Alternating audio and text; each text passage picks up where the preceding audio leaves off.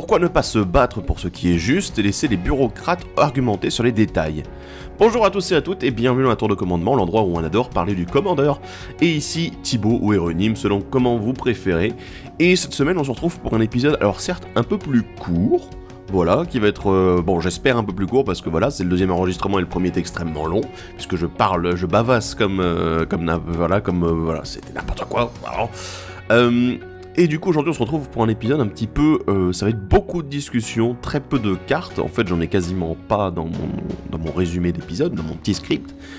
Pour vous dire, aujourd'hui, on va beaucoup parler, en fait, autour du social, et surtout autour de ce qu'on appelle, généralement, la politique. Alors, la politique, je vais évidemment vous expliquer ce que c'est. Mais bien sûr, je vous rappelle qu'aujourd'hui, je vous propose encore une fois un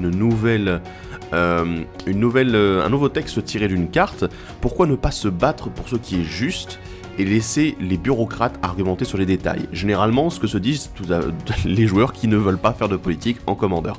Voilà, donc ça, c'était gratuit. Allez hop, un petit tacle. Mais bon, alors du coup, je vais devoir refaire un petit peu une petite explication, c'est que, bon, quand on parle de politique en commandeur, on ne parle pas évidemment de la même chose que la politique dans la vie réelle, tout simplement.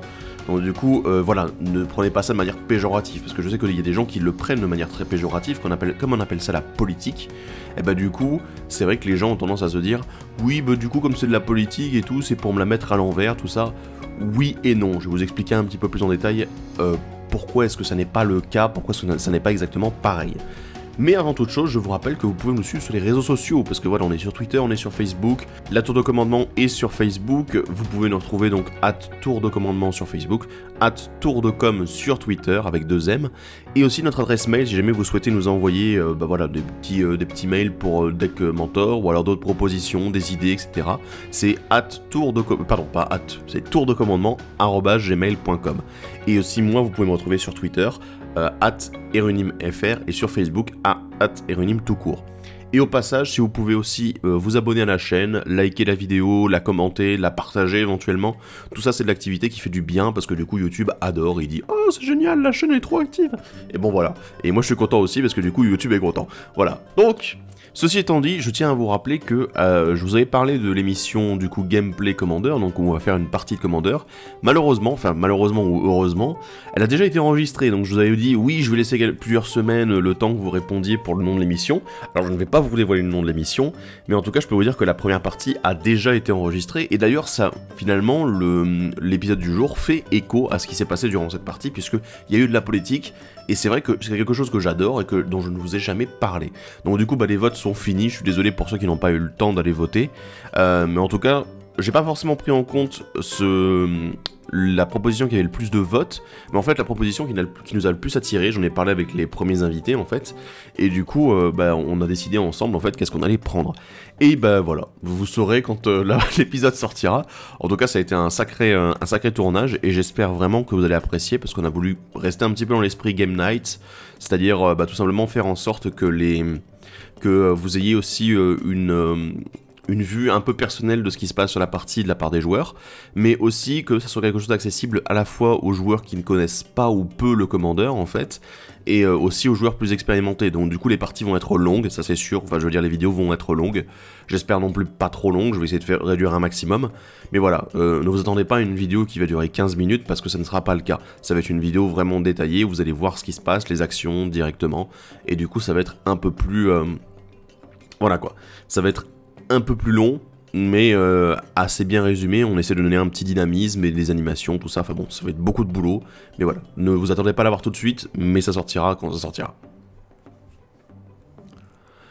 Sinon, du coup, on va repartir un petit peu sur qu'est-ce que c'est la politique. Je pense que c'est une bonne chose d'aborder déjà une petite définition, parce que voilà, on va faire ça de manière très... je veux dire très académique, très universitaire. En fait, qu'est-ce que la politique ?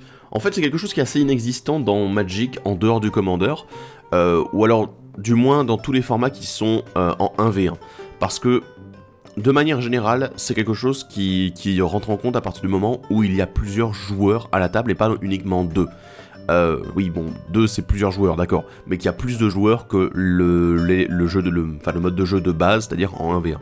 Donc du coup le commandeur multijoueur, il favorise cet élément-là, qui plus est aussi le fait que on a beaucoup de vie, donc du coup les parties ont tendance à durer plus longtemps, le fait que les decks ne sortent pas de manière calibrée, c'est-à-dire que voilà, vous avez quand même qu'un seul exemplaire de chaque carte, à mon avis tuto toutes les cartes de votre deck, c'est compliqué, ou de piocher 15 milliards à chaque fois, c'est compliqué aussi. Mais du coup, ce qui fait que, en fait, le commandeur, c'est un milieu propice à faire en sorte que la politique existe. Alors la politique, je vais donner un peu un autre nom pour faire en sorte que ça choque un peu moins les gens. C'est en gros, c'est simplement de la discussion. Ce sont tout simplement des relations sociales. C'est tout simplement, voilà, faire du social avec les gens de manière à faire en sorte que il se passe des choses en fait et que on puisse faire une action en fait ensemble, en équipe, même si ça n'est pas une équipe déterminée par le jeu. Mais généralement, voilà, une équipe de circonstances, voilà. Ce qu'on fait généralement, c'est qu'on discute autour des différents choix qui sont possibles. C'est-à-dire, qu'est-ce que tu vas attaquer? Voilà. Il y a une carte avec une cible unique, qu'est-ce que tu vas cibler? Il y a une carte avec différents choix, est-ce qu'il n'y a pas des choix qui seraient plus intéressants de manière à faire en sorte que la partie, on puisse tous jouer par exemple. Et il y en a d'autres, il y en a plein d'autres, après il y a des cas uniques, voilà, etc. Mais généralement c'est vrai que ça passe par l'attaque, c'est quelque chose de très courant finalement dans le commandeur. Et puis ensuite les choix de cible. Et en fait, le but de cette discussion, ça va être d'influer sur la décision du joueur qui va du coup lancer la carte, faire l'attaque, etc., qui va faire une action particulière pour le bien commun de la table. The Greater Good, pour ceux qui connaissent, voilà, qui sont un petit peu anglophones et qui connaissent Hot Fuzz par exemple, voilà, The Greater Good, le bien commun, le bien de tous, celui qui est au-dessus de tout le monde, parce que dans une partie de Magic, tout le monde va vouloir gagner, et en plus dans une partie de Commander, du coup vous êtes 25% de la table qui va essayer de gagner, donc du coup des fois c'est vrai qu'il y a des personnes qui vont gagner, enfin qui seront plus en route vers la victoire que vous, et le bien commun c'est simplement faire en sorte de ne pas mourir, à un moment c'est de ne pas perdre, voilà, et du coup le but est d'influer les décisions de manière à ce que le joueur en question va choisir la meilleure chose pour des raisons X ou Y, parce que vous savez peut-être un peu mieux ce qui se passe au niveau du deck adverse, etc. Et du coup, ça va être vraiment l'aider à influer sur la décision, dire écoute, là il se passe quelque chose, ça va devenir dangereux, et du coup faire en sorte qu'on puisse rétablir l'équilibre dans la partie. Mais aussi faire en sorte de faire de la politique et discuter pour aussi votre propre bien. Voilà, c'est dire à un moment, je vais aussi essayer d'influer sur la décision, de manière à pas me faire trop avoir et à garder un avantage qui sera minime par rapport à ce que les adversaires vont perdre, enfin à ce que les autres adversaires vont perdre, mais qui reste quand même un gros avantage pour moi. Pour ça, on va parler aujourd'hui de plusieurs choses. On va passer sur une vidéo en 3 parties. Alors déjà, quelle est l'importance de la politique et de la discussion pour la table et aussi pour vous? Parce que c'est vrai que généralement, les gens se disent « Oui, non, la politique, voilà, moi j'en fais pas trop. » J'ai déjà vu des joueurs comme ça, c'est très chiant de jouer avec eux.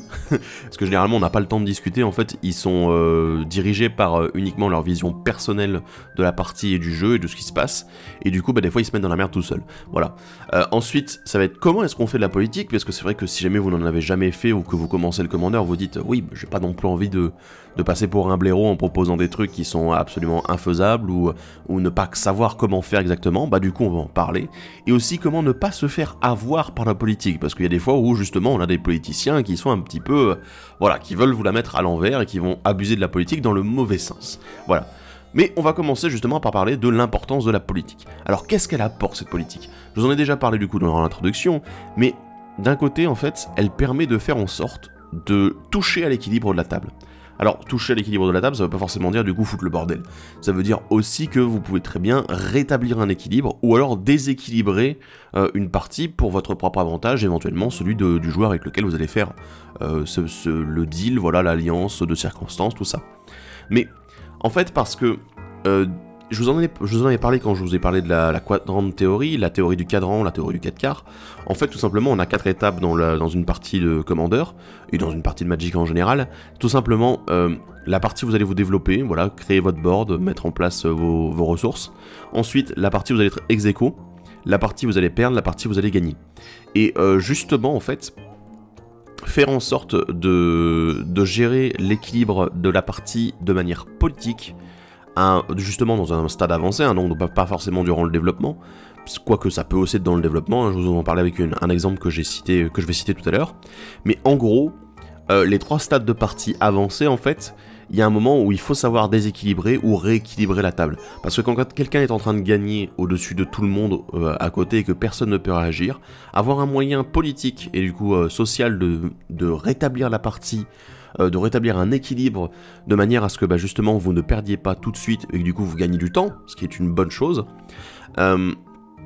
et en fait c'est extrêmement important, ça vous permet vraiment de gagner du temps pour essayer d'avoir des ressources, pour essayer de revenir dans la partie et du coup faire en sorte aussi de ne pas se faire exploser trop vite. Du coup c'est la mise en commun des ressources qui va vous permettre tout simplement de faire en sorte de résister, de ne pas mourir trop vite.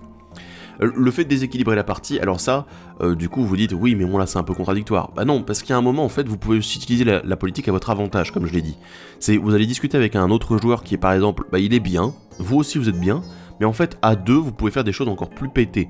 Alors généralement ça peut être par exemple vous avez un plan en commun, dire bah oui écoute on est tous les deux sur un plan enchantement, j'ai un truc qui peut nous aider tous les deux, bah écoute allez let's go et puis voilà, et du coup on se met en place, on dit bah écoute voilà on fait une alliance aussi, c'est ça, c'est la politique c'est aussi le but c'est de gagner du temps, ou justement d'accélérer la partie, parce que bon quand vous êtes en position un peu dominante et que vous allez encore asseoir votre position avec quelqu'un d'autre, là c'est du coup vous accélérez vraiment la partie, et aussi du coup créer des alliances temporaires, parce que finalement dans une partie de Commander, évidemment il n'y a que des ennemis, il n'y a que les adversaires en face, mais il peut aussi avoir des alliés de circonstance, donc du coup c'est très important, et ce fait est que là du coup vous pouvez faire en sorte avec la politique, avec ces alliances temporaires, faire en sorte de déséquilibrer la partie, mais aussi de la rééquilibrer comme vous le souhaitez.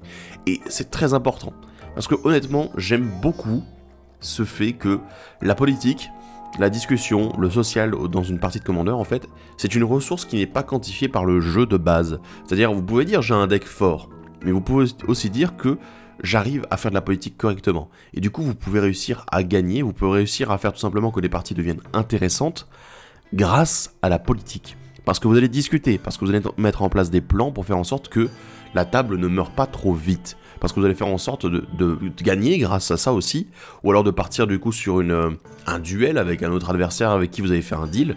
C'est ça aussi, c'est que des fois ça va être, bah écoute, je te donne un avantage, mais en même temps tu me tues pas, tu me tueras le dernier, voilà. Du coup vous gagnez du temps, etc. Et c'est beaucoup de choses qui sont vraiment très intéressantes et qui font que, ça donne du rebond un petit peu, du rebondissement à une partie de Commander. Ça fait en sorte que il n'y a pas que la puissance des cartes qui compte, il y a aussi la façon dont vous allez discuter avec les gens et la façon dont vous allez réussir à vous mettre d'accord pour faire en sorte que la partie n'explose pas trop vite. Et ça c'est extrêmement important et c'est quelque chose d'extrêmement intéressant. Et en même temps qui apporte énormément aux joueurs, qui apporte énormément à la partie en général, qui permet aussi du coup de faire régner un petit peu un climat, une bonne ambiance quoi, je veux dire. C'est il faut réagir, il y a une menace, etc. Ou alors, du coup, écoute, je te propose qu'on fasse un deal, c'est que on est les deux qui sont les plus avancés, du coup, on fait en sorte de s'allier un petit peu, de tirer un avantage d'une carte, etc. ensemble, et que du coup, on en profite pour finir en 1v1, quoi. Alors bon, certes, ça va faire chier les autres, mais c'est aussi un moyen pour vous d'avancer la partie et de ne pas avoir trois adversaires en face, mais plus qu'un seul, certes qui est en avance, mais aussi du coup vous avez tiré un avantage, tout ça de cette alliance, etc. Et du coup, c'est très intéressant, ça donne vraiment des parties avec des rebondissements de fou, et j'espère que vous apprécierez ça dans le premier épisode de notre nouvelle série, parce que c'est quelque chose qui est arrivé assez souvent, je veux dire, bon pas non plus à tous les tours, mais ça arrivait plusieurs fois, et ça a donné du rebondissement, ça a donné, mince, il peut se passer quelque chose, ça menace un petit peu ceux qui sont bien placés, ça fait en sorte qu'il y en a d'autres qui arrivent à avancer alors qu'ils étaient en retard, et c'est très intéressant, vraiment, ça permet de modifier la partie sur un facteur qui n'est pas purement au niveau des cartes et des ressources du deck, du coup c'est vraiment génial. Alors la question maintenant c'est comment est-ce qu'on fait de la politique, parce que c'est très facile, je veux dire, discuter avec les gens, tout ça, oui. Mais en fait, il y a un petit problème, c'est que pour savoir faire de la politique, il faut tout simplement savoir qu'est-ce qui est fort, qu'est-ce qui est bon commandeur, et du coup, savoir analyser la situation actuelle de tous les joueurs. C'est-à-dire, vous connaissez tous les commandants à table, vous avez déjà joué contre des decks similaires, éventuellement sont vos amis que vous connaissez déjà et avec qui vous jouez régulièrement, donc du coup, vous connaissez tous les decks, vous connaissez leurs trucs, vous connaissez leurs conditions de win, tout ça, et ça, c'est un énorme avantage, parce que du coup, vous savez à quoi vous attendre. Vous savez que s'il commence à sortir telle ou telle carte, derrière, ce joueur-là, il peut exploser et finir la partie en 1, 2 tours, ou même voilà, que ça soit sur le long terme, ça peut être sur 3 ou 4 tours, et du coup, savoir en fait que ces decks-là peuvent sortir d'une certaine façon, savoir que justement vous pouvez avoir des situations dans lesquelles il y a une situation de danger, c'est à ce moment-là que vous savez que vous pouvez faire de la politique. Parce que si vous commencez à vouloir faire de la politique sur tout et n'importe quoi, dire « il a joué un Sol Ring tour 1, mon dieu c'est une catastrophe, il a rien joué d'autre », et du coup, il faut l'attaquer, il faut le défoncer, il faut lui péter ses artefacts, tout ça. T'es là, non, on va peut-être se calmer 2 secondes, on va le garder à l'œil, mais c'est pas non plus une menace directe.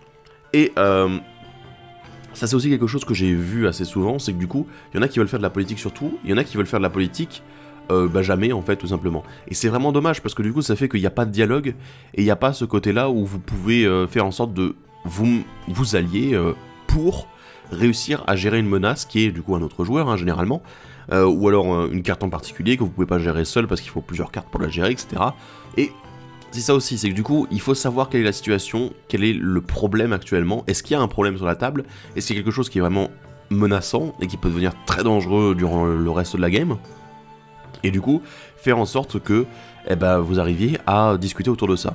Mais pour discuter avec les gens, il faut tout simplement savoir quelle est la personne qui peut avoir des ressources pour toucher justement à l'équilibre de la table et le rétablir, le déséquilibrer, etc.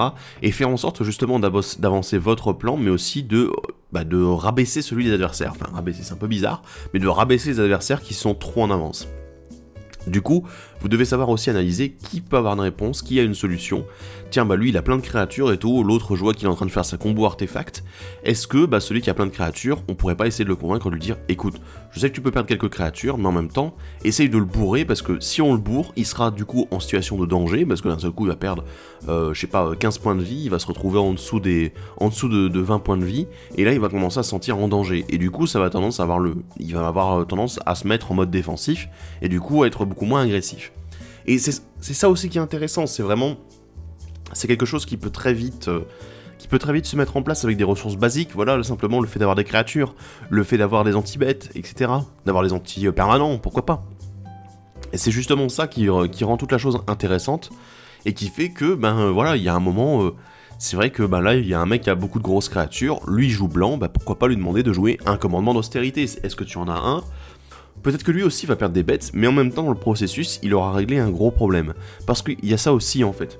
C'est que techniquement, les ressources, ça n'est pas uniquement la carte qui va faire la différence, mais aussi accepter le fait de sacrifier les ressources comme, voilà, des créatures, tout simplement, ou ses propres artefacts, ses propres enchantements, de manière à faire en sorte de tuer, de gérer, en fait, de rétablir un équilibre général au niveau de la partie. C'est que, il y a un moment, il faut faire son deuil, voilà. C'est que certes, vous avez construit un deck de manière à avoir des synergies dans tous les sens, peut-être qu'il y a des cartes avec les synergies vous allez devoir sacrifier, parce que si vous ne les sacrifiez pas, vous avez perdu la partie durant les 2 ou 3 prochains tours. Alors vous allez dire, oui, mais je peux piocher telle ou telle carte, oui, mais le problème c'est qu'on joue en commandeur avec un deck rempli de cartes, donc à un moment, je veux dire, il faut aussi accepter que des fois, il vaut mieux avoir une solution qui est immédiate, qui est directe, au moment où la menace est déjà présente, plutôt que d'attendre de dire ouais je vais attendre 2 ou 3 tours pour faire en sorte de gérer ce truc là, mais non, parce que vous allez vous faire défoncer le tour suivant, parce que vous êtes peut-être la seule personne qui peut avoir une réponse. Donc voilà. Du coup ce qui fait que ces ressources là, c'est pas uniquement les ressources dans la main, ce sont aussi les ressources qu'on va accepter de sacrifier pour le bien de la table. Voilà. Mais alors quand vous allez discuter avec cette personne, quand vous allez faire en sorte de dire écoute, va peut-être falloir que tu sacrifies tes grosses bêtes pour faire en sorte de défoncer celui qui est en face, là, pour essayer qu'on puisse continuer à jouer, quoi, tout simplement. Il faut utiliser la logique. C'est tout simplement analyser des faits. Qu'est-ce qui se passe actuellement ?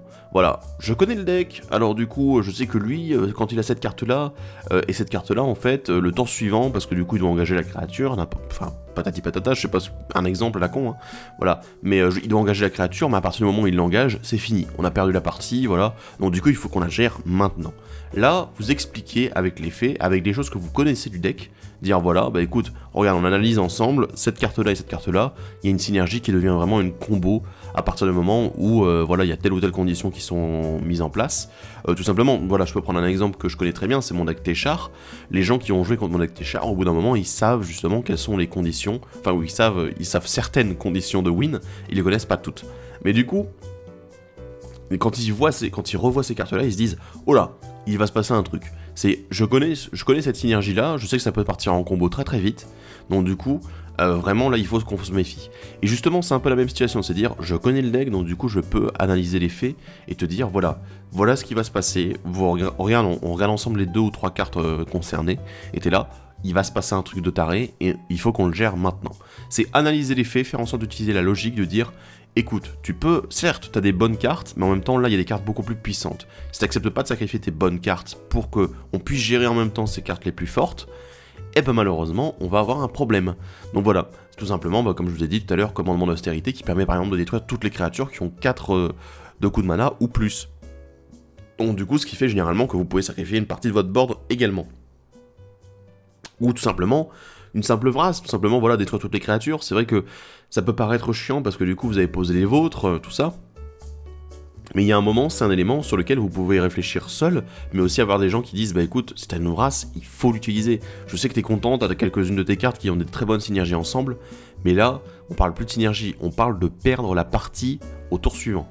Voilà, et c'est vraiment, il faut analyser les faits, faire en sorte d'utiliser la logique, de dire, je comprends, aussi être compréhensif, voilà, on est dans les relations humaines finalement. C'est dire, je comprends que ça t'emmerde, je comprends que pour toi c'est vraiment un problème, que c'est vraiment un problème de perdre ces cartes-là, mais là vraiment il va falloir réaliser une solution, quoi. Il nous faut une solution, il faut qu'on gère ce qui se passe. Voilà, c'est un peu le mode désespéré, et du coup c'est logique, et c'est expliqué auprès de... c'est quelque chose de logique, et en fait c'est quelque chose de désespéré à la fois. Donc c'est à la fois humain, mais en même temps réfléchi. C'est très intéressant.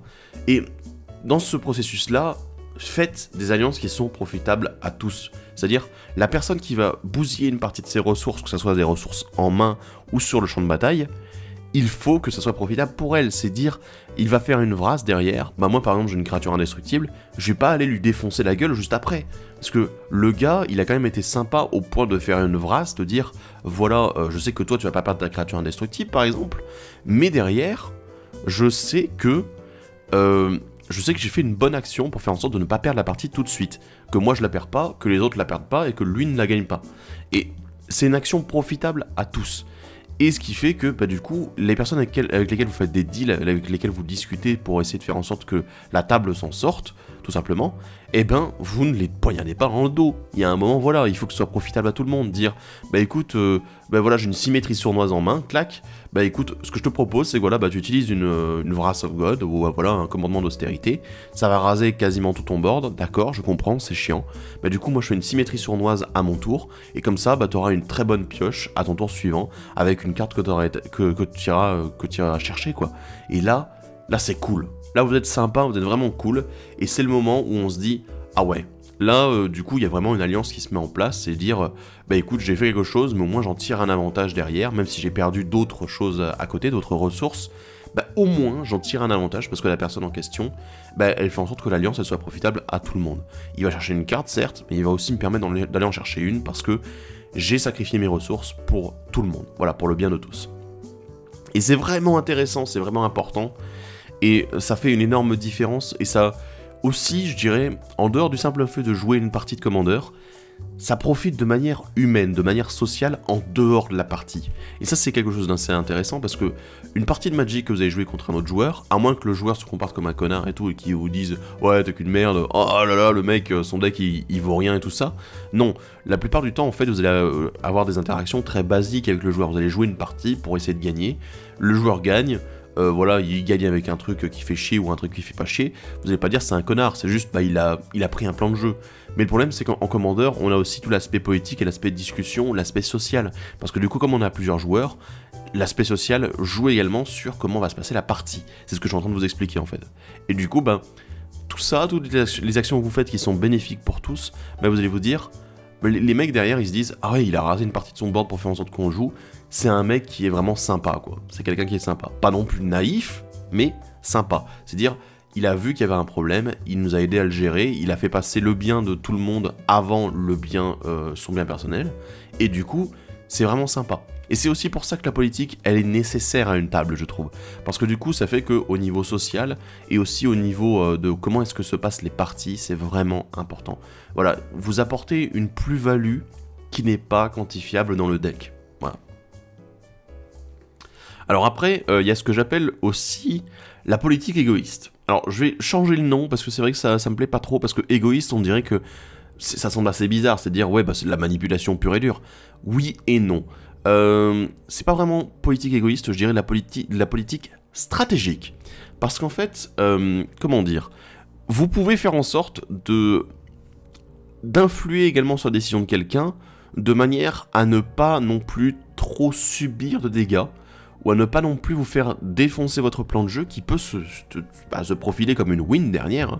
Je veux dire, je vais prendre un exemple que je vous ai déjà cité très souvent, que j'aime beaucoup, une carte géniale, c'est l'emprise du destin. Voilà un enchantement pour 3 qui permet en fait, quand il arrive sur champ de bataille, d'exiler pour chaque adversaire, jusqu'à un permanent long terrain ciblé qu'il contrôle, et jusqu'à ce que l'emprise du destin quitte le champ de bataille. Donc voilà, ils sont exilés, voilà. Pour 3, c'est vraiment génial. Mais généralement, on utilise cette carte quand il y a au moins une menace sur le board. Et du coup, bah, alors la façon très logique de voir les choses, c'est de dire, oui, bah écoute, je vais enlever la plus grosse carte, la carte la plus menaçante sur le board de chaque adversaire. Le problème, c'est que par exemple, vous, là vous voyez un autre joueur jouer cette carte et vous dites, oh merde, j'ai cette carte là qui est très intéressante pour moi, mais pour le moment seule, qui ne fait rien. Elle ne peut rien faire. On est vraiment dans une situation où cette carte-là, elle seule, n'est pas menaçante. Vous allez dire, ok. Alors du coup, je vais essayer de discuter avec le joueur, parce que le reste de mon board n'est pas fou. C'est la carte qui pourrait être le plus à même de se faire détruire. Enfin, de se faire exiler. Et du coup, là, c'est discussion avec le joueur, dire, écoute, je suis pas trop bien, est-ce que tu pourrais me laisser celle-là, au moins j'en tire un petit avantage, je sais pas, ça peut être tout simplement un truc qui va vous faire piocher une fois de temps en temps, ou alors qui peut vous faire piocher à mort plus tard, et dire, ouais bah écoute, non mais celle-là j'en ai vraiment besoin, parce que du coup j'ai vraiment rien, quoi, disponible, est-ce que tu peux faire en sorte de gérer autre chose, quoi, voilà, et moi je t'attaque pas pendant quelques tours. Voilà, c'est faire un deal, d'une situation en fait qui est là aussi pour rétablir l'équilibre de la table, c'est à dire bah lui il va exiler par exemple le colosse de pestacier de mon adversaire en face, et voilà bon je pense que tout le monde est content, mais et, du coup est-ce que tu peux éviter de m'enlever une trop grosse ressource, parce que là voilà ça va m'emmerder pas mal et c'est assez chiant quoi. Voilà, j'ai besoin de piocher, j'ai besoin d'avoir des ressources supplémentaires, et là vous tirez un avantage, vous êtes stratège, voilà. Alors certes il n'y a pas, pour moi quand je parle de ça c'est vraiment il n'y a pas non plus plusieurs types de politique, c'est-à-dire que généralement quand vous faites de la politique avec d'autres joueurs, vous devez être stratège, c'est-à-dire voilà, faire en sorte de ne pas non plus tout perdre dans le deal, parce que si tout le monde perd tout durant le deal, c'est quand même très chiant, donc du coup essayez d'être le plus fin stratège possible quand on vous propose un deal et quand vous en proposez un, c'est dire voilà, quel est mon intérêt, où est-ce que je peux, est-ce qu'on peut essayer de trouver une solution qui convienne à tout le monde de manière à pas non plus retourner à l'âge de pierre, quoi. Genre au tour 1 de la partie.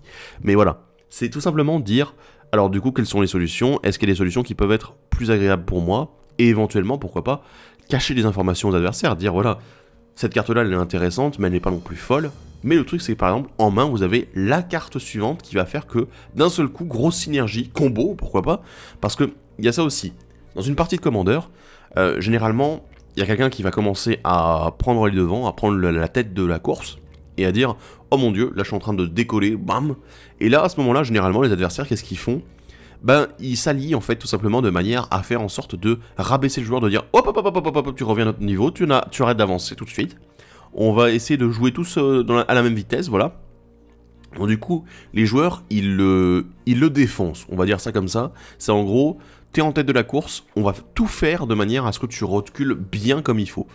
Et là, du coup, on dépense beaucoup de ressources à ce moment-là. Ensuite, on en a un deuxième, alors ça peut être le même joueur, hein, mais on a une deuxième fois où on a un joueur qui va commencer à prendre la tête de la course, voilà, à accélérer comme ça. Et j'aime bien, je fais des analogies avec le Tour de France, nickel. Pas des analogies, des parallèles avec le Tour de France, nickel. Donc on a une deuxième fois un joueur qui va prendre la tête de la course et qui va commencer à partir bien devant. Et là du coup bah, les joueurs vont à nouveau utiliser leurs ressources, mais ils en ont moins, parce que évidemment ils en ont utilisé déjà beaucoup pour gérer la fois précédente. Et généralement, vous avez la troisième fois ou la quatrième fois, en fonction de comment est-ce qu'il y a des ressources autour de la table, mais on a un joueur qui va du coup commencer à décoller, et là il n'y aura pas assez de ressources pour faire en sorte de le gérer. Et là à ce moment-là c'est le joueur qui va du coup gagner. Alors du coup ça peut arriver aussi la deuxième fois, hein, s'il n'y a pas beaucoup de ressources dans les mains.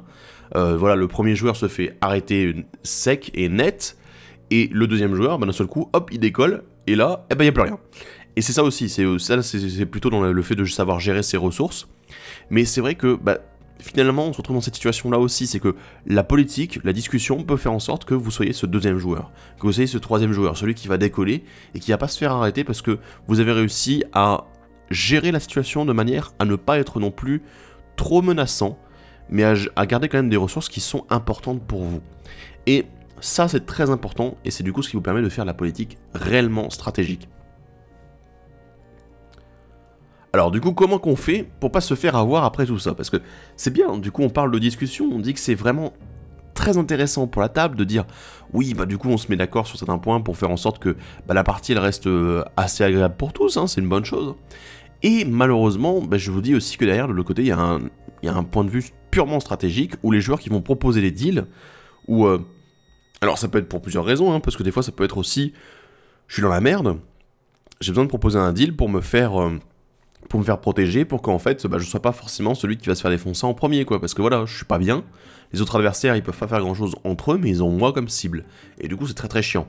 Donc du coup, faire un deal, c'est aussi ça d'une manière stratégique, mais une stratégie, comment dire, défensive. Après, il y a la stratégie offensive, du coup, le but, ça va être de garder les bons éléments, garder les bonnes choses, de manière à faire en sorte que bah, on puisse quand même durer sur la longueur, quoi, de la partie. Et du coup, je vous propose quelques petits points pour faire en sorte de ne pas vous faire avoir par ceux qui vous proposent des deals ou alors qui vous proposent de modifier le deal d'une manière ou d'une autre. Tout simplement, toujours vérifier où se trouve votre intérêt. Qu'est-ce que vous voulez dans cette partie? Qu'est-ce que vous voulez actuellement dans la partie? Je veux dire, ça sert à rien de dire oui, alors du coup il faut que tu gères cette carte-là, alors que cette carte-là, elle a aussi un intérêt pour vous. Je vais prendre... non, j'ai pas d'exemple sous la main là tout de suite. Si, allez, une urne à Saint-Timite. Vous jouez un deck artefact, quelqu'un joue une urne à Saint-Timite. Ça crée du mana pour le joueur en question, et vous gagnez aussi du mana, parce que vous avez pas mal d'artefacts. Vous n'allez pas aller gérer l'urne à Saint-Timite, ça vous crée du mana supplémentaire. Les autres adversaires, ça les fait chier, parce que du coup, ça veut dire... Ah ouais, attends, moi je gagne rien, je gagne à la limite un mana parce que j'ai un caillou, lui aussi, toi t'en gagnes plus, mais bon là c'est vraiment trop chiant parce que l'autre il va jouer aussi. Bah oui, mais le problème c'est que moi ça m'accélère aussi. Alors certes, il n'y a peut-être pas eu de deal, peut-être que le gars a joué l'urne à Saint-Timite parce que ça l'avantage lui, et qu'il s'est pas dit, ouais mais ça va aussi avantager le mec en face, on va faire un deal. Non, il s'est dit, bah je vais le jouer, je vais en tirer un avantage et puis point. Et du coup c'est ça aussi, c'est dire, bah mon intérêt il est là, il est dans le fait que je vais garder l'urne à Saint-Timite, je vais pas aller la détruire, c'est fou. Je vais pas faire en sorte de niquer un truc qui m'avantage, même si ça avantage un autre adversaire, mais ça me permet à moi d'être plus explosif, d'avoir plus de mana, etc. Et du coup, ce qui fait que il faut que vous vérifiez à ce moment-là, est-ce que vous avez un intérêt réel à faire ce deal? Parce que si vous jouez artefact, mais que vous avez que 2 artefacts sur le champ de bataille, et que l'autre en a 10, l'intérêt, là, c'est en effet de péter l'artefact en face. C'est sûr, l'urne à Saint-Timite, elle est dangereuse dans ce cas-là. Mais si jamais l'équilibre, il y a un statu quo, que voilà, bah, vous avez 5 artefacts, lui en a 6, vous vous dites, ok, là je vais le garder, quoi. Je veux dire, il y a un moment, je vais faire en sorte de quand même tirer un avantage de ce qui se passe, et pourquoi pas bah, avoir beaucoup plus d'artefacts au tour suivant, etc. Donc du coup, ce qui fait que vous devez savoir évaluer votre intérêt pour dire, bah oui, certes ça peut faire chier les autres joueurs, mais le truc c'est qu'il faut aussi que si ça me fait pas chier moi réellement, il n'y a pas d'intérêt à ce que je fasse ce deal-là. De la même manière, il faut toujours analyser les faits de la partie. Parce que si on commence à dire oui, alors moi je me souviens, durant cette partie-là, le mec avait été un connard et tout ça, il m'avait attaqué en premier sans aucune raison, c'est un truc que je déteste ça. Il m'avait attaqué sans aucune raison, vraiment, là c'est juste, c'était une autre partie. Je veux dire, il t'a attaqué comme ça, il t'a attaqué pour 2 avec une 2-2. Et là, je pense que bon, t'as dû t'en remettre dans la partie, peut-être qu'il a même pas gagné la partie hein, derrière, mais juste, c'est pas, on n'est pas là pour dire oui, bah il m'a tapé à ce moment-là, du coup il faut le bourrer maintenant quoi. Non, c'est pas comme ça que ça fonctionne. Donc du coup il faut analyser uniquement les faits de la partie, on part pas sur du personnel, on part pas sur ouais je me souviens il a fait ça.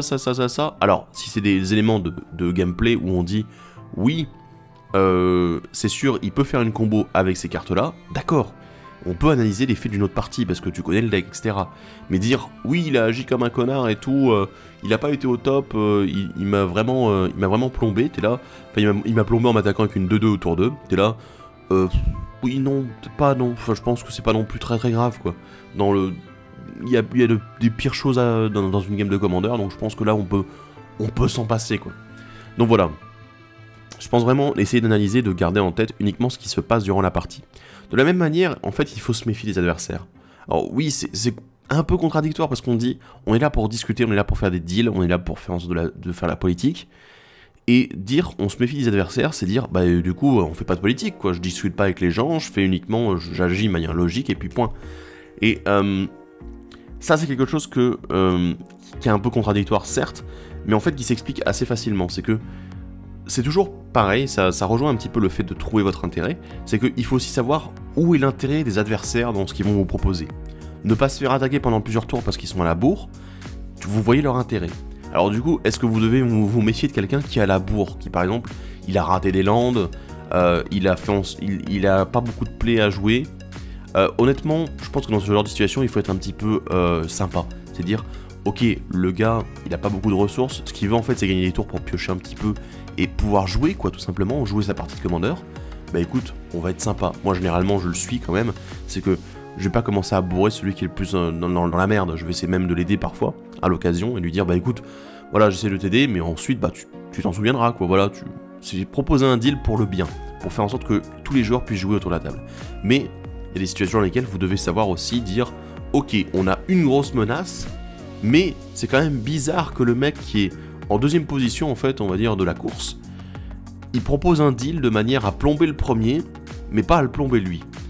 Donc là, on est, ouais, certes, il faut qu'on gère le premier joueur, mais pour moi, derrière, c'est pas un deal, en fait, qu'il faut faire, parce que c'est en gros, entre deux mots, il faut choisir le moindre, c'est sûr, mais le problème, c'est que si c'est pour derrière, en fait, se faire bousiller la tronche le tour suivant par l'autre joueur, autant faire en sorte que de ralentir les deux joueurs en question. Donc du coup, il faut se méfier de ça aussi, c'est dire évaluer tout le temps ce qui se passe et pas uniquement ce que le joueur le plus en avance fait en fait. Donc du coup, ça va être tous les joueurs. Donc voilà, c'est encore une fois très réflexion, tout ça, mais c'est vrai que c'est important. Et aussi autre chose, parce que pour le moment, j'ai argumenté beaucoup sur le fait de faire des deals pour gérer un autre joueur.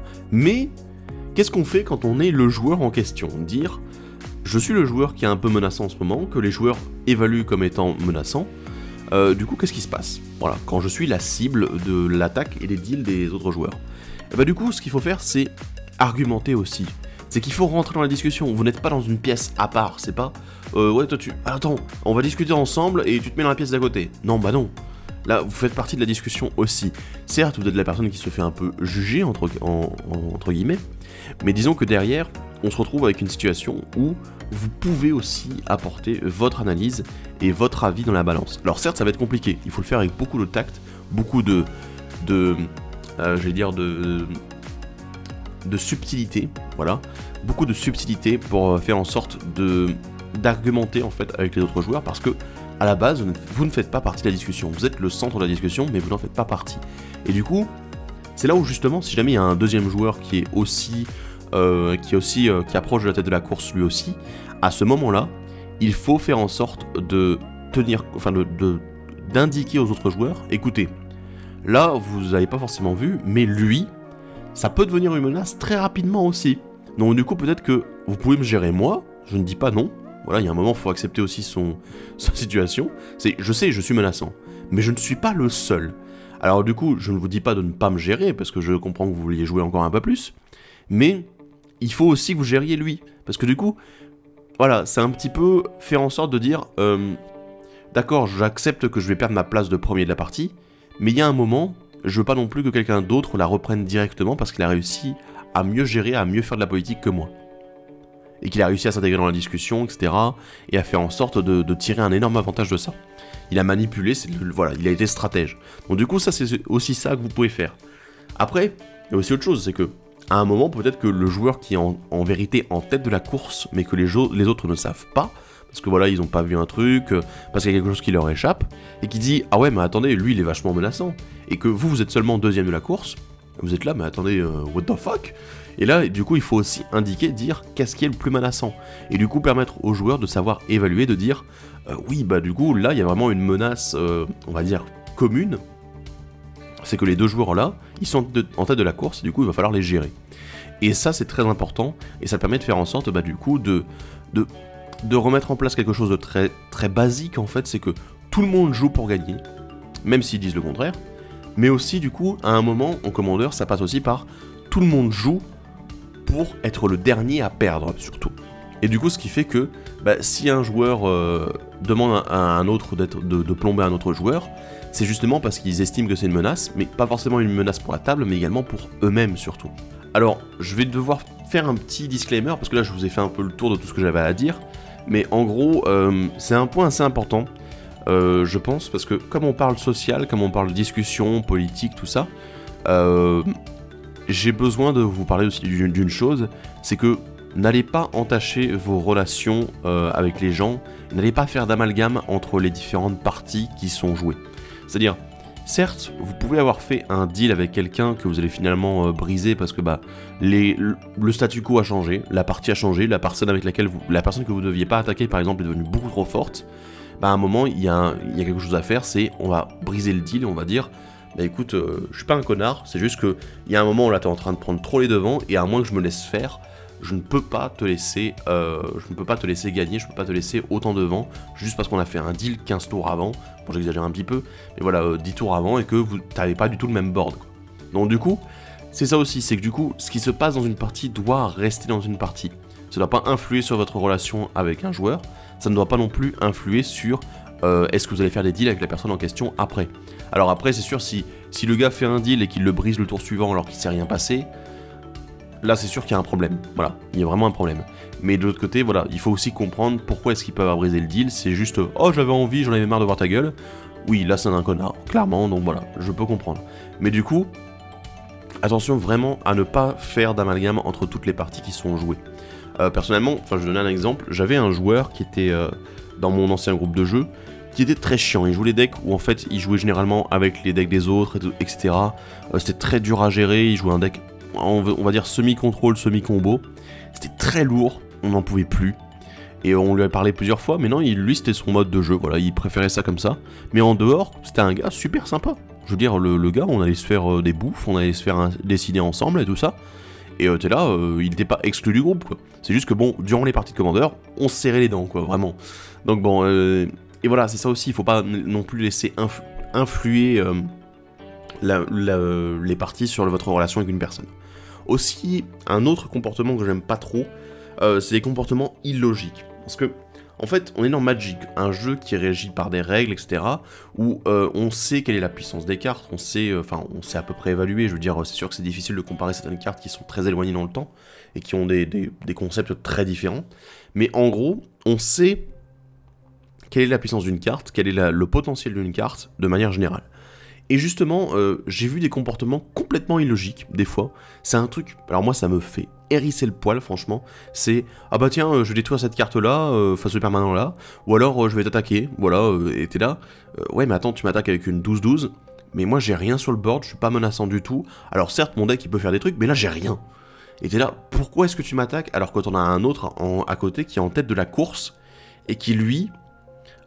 il va pas t'épargner, quoi. Ça va pas être ouais les bons copains, donc du coup bam on va faire en sorte de pas l'attaquer, quoi. Bah non, je veux dire, tu m'attaques avec une 12-12, voilà, un Galta par exemple, et t'es là, mais non, mais je veux dire, merde, je veux dire, j'ai rien pour bloquer, j'ai rien pour t'attaquer, j'ai rien pour te faire du mal, pourquoi est-ce que tu t'acharnes sur moi? Alors là, et du coup c'était juste, j'ai envie, et t'es là, bah non, tu gères mon permanent, mais c'est juste un anneau solaire.